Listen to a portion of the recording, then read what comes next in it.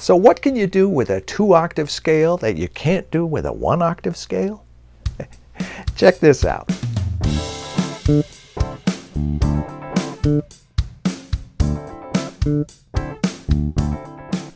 Hi, I'm John Liebman, and I help people who want to learn to play bass, but haven't gotten very far with it yet, or at least not far enough.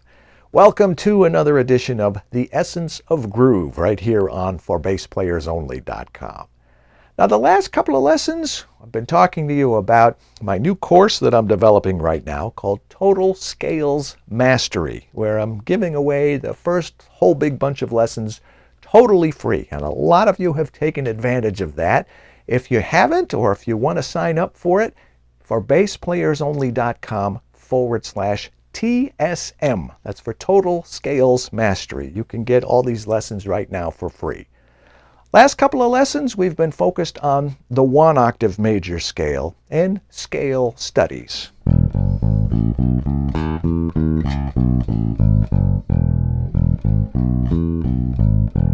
And scales in thirds and a couple of drills that are really helpful for getting those notes under your fingers and building that technique and proficiency, with an eye, of course, toward injecting creativity and musicality, making your scales groove. I know I'm always talking about that. Let's make scales fun. Let's make them musically satisfying, musically rewarding to play. Yes, I still believe that. I do believe that. But I also think it's a good idea to start by getting the scales under your fingers just the way they are. So the next logical step after the 1-octave major scale is, of course, the 2-octave major scale.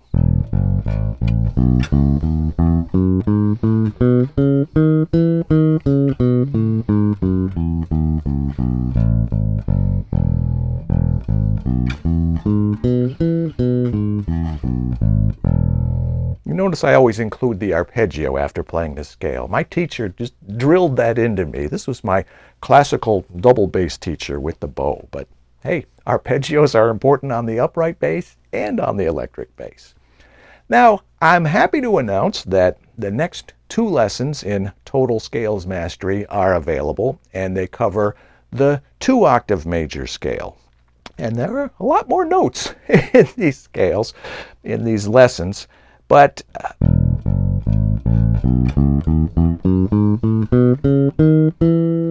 it's not just the scales. Remember, it's the scale studies, so we're also going to play them in thirds and do the drills that we did in the other ones, but twice as much of it.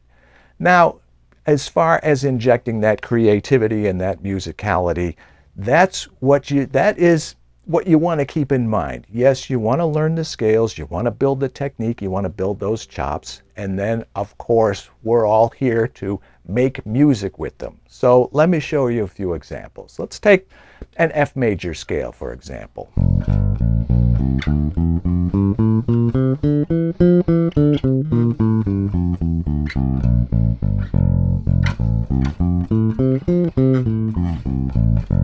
That's the scale itself.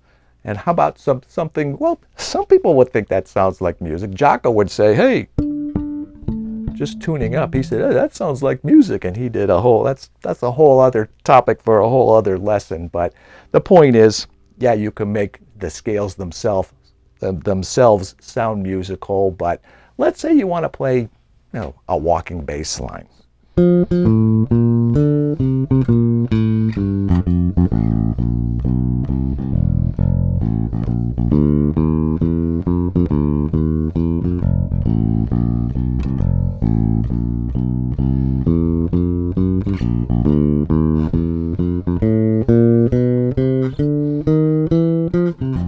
Etc. Okay, so if I didn't have the scales pretty well mastered, if I wasn't already pretty proficient in that, what I just played would have been a little more difficult.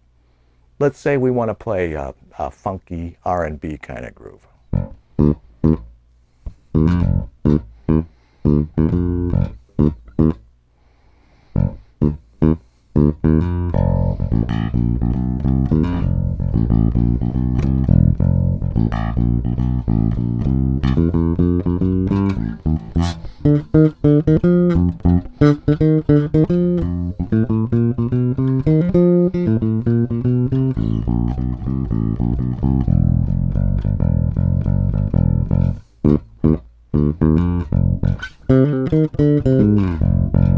you get the idea.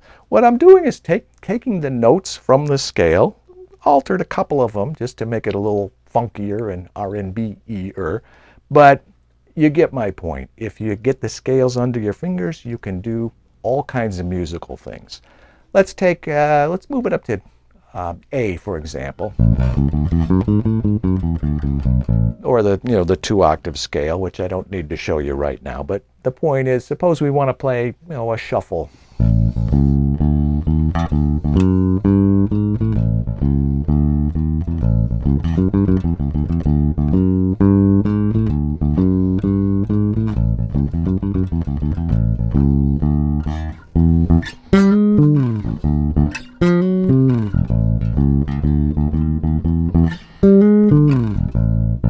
Okay, getting the notes under your fingers, playing the scales is a great first step toward building the chops, building that mastery, and being able to inject that musicality, which is going to be great for your bass lines, your fills, your solos, and expanding your overall groove vocabulary.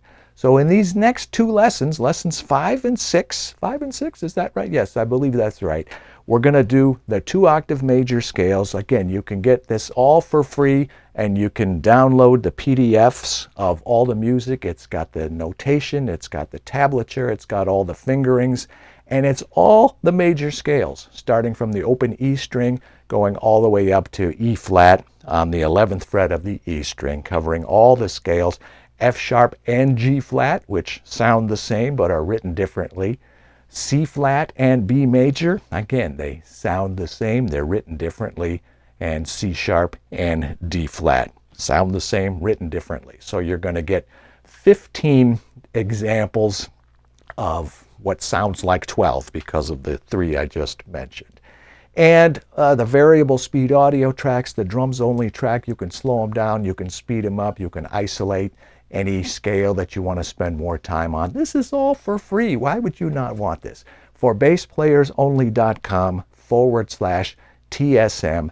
Get it now and work on it. And by the way, the response I've been getting on these lessons is so great to hear. It's really hitting the spot with a lot of people. If you haven't gotten it yet, do it right now and let me know how you like it, how you're making out. I'm getting words like game changer, awesome, totally love it. Thank you, John. So lessons 5 and 6 are up right now, and I will be back next week with another update, and I guess that would be scales 7 and 8. So we're going to do not just the scales, but the scale studies and the arpeggios, the fingerings, the tablature, the downloads, all that stuff. So that is coming, but there's plenty to keep you busy right now. So one more time, ForBassPlayersOnly.com/TSM, Total Scales Mastery. Get it, let me know how you're doing, and we'll talk again next week. I'll see you back here, same time, same place, with another edition of The Essence of Groove right here on ForBassPlayersOnly.com. So keep doing what you're doing and do more of it. In the meantime, I'm John Liebman. Let's play bass.